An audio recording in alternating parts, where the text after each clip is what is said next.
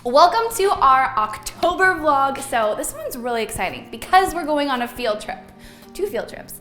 First, we're gonna go head to a music store and we're gonna talk about how to pick out your very first piano or a new piano or just any piano. We're gonna talk about what you should look for and how to find something to fit your needs. And then we're gonna go to the pumpkin patch and we're gonna have some fun with some fall themed stuff. We're gonna be looking at how you can bring some of that festive feelings into your practice space. So let's go. It's pouring rain here today. So, you know, I've got my sweater and my raincoat in the car and I'm wearing my boots. We're ready to roll. Let's do this. All right, so here we are at Long and McQuaid in Abbotsford. This is our local music store and we've got lots of piano options. So these are all electric pianos. So when you go to purchase a piano, the number one thing you want to do is play them because every piano will feel and sound a little bit different. So I'm just gonna pick a piano. Let's do this one. So this is a Roland. It's very conveniently priced, so we know exactly what we're getting into. Usually, depending on where you are, there'll be some kind of like feature list on or near the piano. Right away, when I play it, the keys don't feel quite, I don't know, they don't feel quite the same as what I'm used to playing on, so I'm considering that. And I mean, I know it's kind of like uncomfortable, especially if you're a shy person. I'm shy. People don't believe me, but it's true. You want to turn the volume up or ask for headphones when you're trying out a piano because you don't really get a proper feel for it unless you can hear it super well. So pay attention to how it feels, how much pressure you have to apply when you're pushing down on the keys to make soft sounds or loud sounds. And then move on to the next one. So this one, the keys feel a little bit more sort of resistant. They're a little more stiff. The volume is a knob instead of a button up or down. And I find the sound on this one a little brighter. It sounds actually a little bit more, I don't know where the speakers are, but my experience might be a bit different with headphones. And I don't know that this one has as many options as that one, but it feels really great. You know, it has, has little fall boards, you can cover the keys. You can go around the store, like those would be considered like, this is a electric piano. So it's not something that you're gonna throw in your car and take on the road with you. It'll kind of look like a piano, as close to like a real acoustic piano as you can get. Unless you wanna really jump up in your price point, then you've got this LX Roland, which is designed to look like a real piano. It plays beautifully. We have one in the studio right now. If I could pick any piano here, it would be this one. So, you know, if that's what you're after, play that. And then over here, we have some keyboards. So this is a completely different ballgame. This you can pick up. It's glued down. You can pick it up. You can take it with you if you're a student or if you travel a lot. This is the ideal option for you because you can just take it with you. So with these, again, you're gonna wanna play a bunch to get a feel for, you know, just how it feels under the fingers. The price points, like this one's 8, it's a Yamaha, this one's 9, it's a Roland, and this one's 7. So it's also a Roland FP10. So for me, I really like when people ask me what's a good instrument to start with, I always recommend either the Yamaha P125 or the Roland FP30 because they're both under $1,000. They're both really, really great instruments to travel with and to practice on, and I just love them.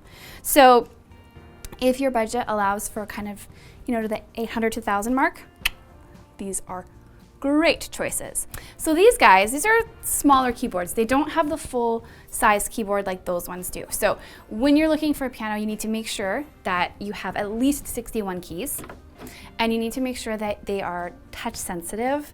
So what that means is when you play a key, it's quiet if you press softly or loud if you press heavily. If you don't have that, you're never going to develop your dynamics. So those are really important to look for if you're going to get one of these smaller sort of keyboards. So keep in mind, these might be more budget friendly and they have all kind of like the fun buttons and plugged in. Yeah, they have all the fun buttons and options. These can be really great if you're really not kind of sure if you're gonna love the piano, but at some point you're gonna need to upgrade to something more closer to full size because you can't play all the notes. They're not all there. And the sound isn't the same on these, although, can I find it?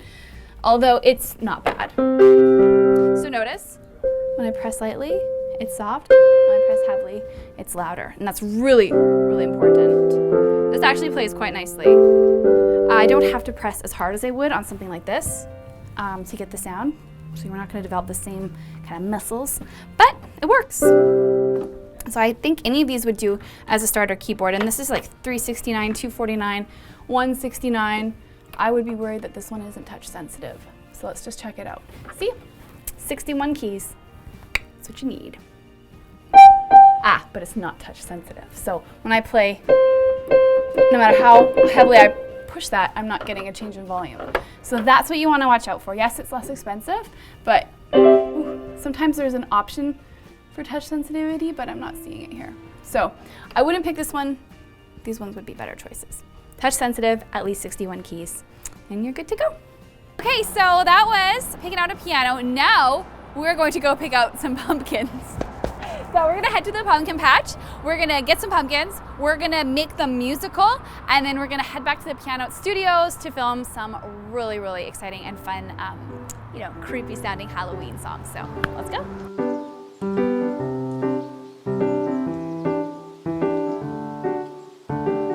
If you were falling, then I would catch you.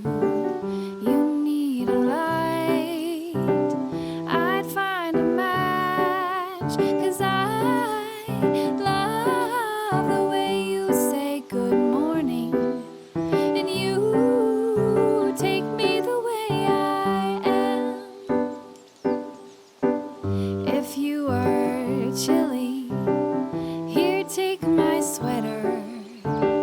Your head is aching, I'll make it better, 'cause I love the way you call me baby, and you take me the way I am. So it's October, and we are hanging out at Willowview Farms. This is an adorable little pumpkin patch in our community, and I thought it would be fun to get some pumpkins. We're going to take them back to the studio and we're going to decorate them. So we're going to decorate them up, we're going to make them musical pumpkins, we're going to decorate the set, and then we're going to film a really scary Halloween song. So we're just pulling in all of the elements of fall that we can into this little adventure that we're having, because come on, let's be honest. Fall is an amazing time of year, and why not, make your practice space a little bit more fun with some cool fall decorations. So let's go get some pumpkins. I want all of these white ones. They have to have stems. Okay, this one. Okay, I don't know how many to get. We should get 3. And some. Okay, I've got one spotted I one. need one of every kind. Yeah. I'm running out of arms. Okay. This is so fun. Okay, there's mini ones. Oh my gosh. Okay. Okay, so I'm gonna go and buy these pumpkins, and then we're gonna go and find a way to make them super fun and musical. It's scary. Okay, so we got our beautiful pumpkins, and we are gonna paint, I don't know, music notes, maybe the piano logo on the pumpkins, and then use them to decorate the set. So if you love music, this is a great way to represent and be festive. So here we go.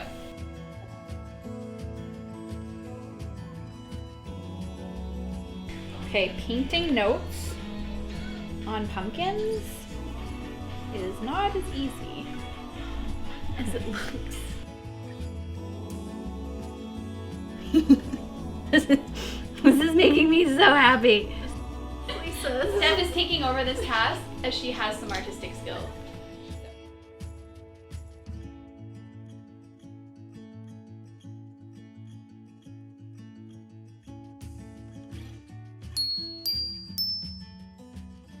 Okay. So let's put the piano pumpkin up here. I think we'll probably move these around a little bit. My piano pumpkin. Where do you want to go? Yes. And the musical pumpkin. I think we'll put these on the piano, but maybe on coasters. Right? Isn't that so cute? This guy can go behind there. Okay. kind of lit up. Yes, no? Works.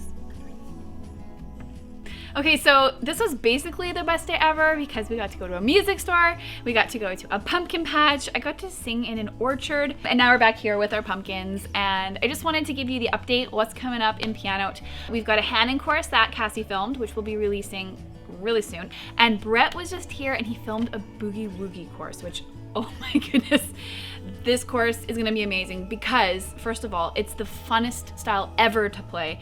And when you pare it down to its most basic form, it's actually really simple. It's just a simplified 12-bar blues. So we've got a free lesson, like a quick tip on the boogie woogie, which we'll release here on YouTube, but then the full course will be in the members area. So that's that.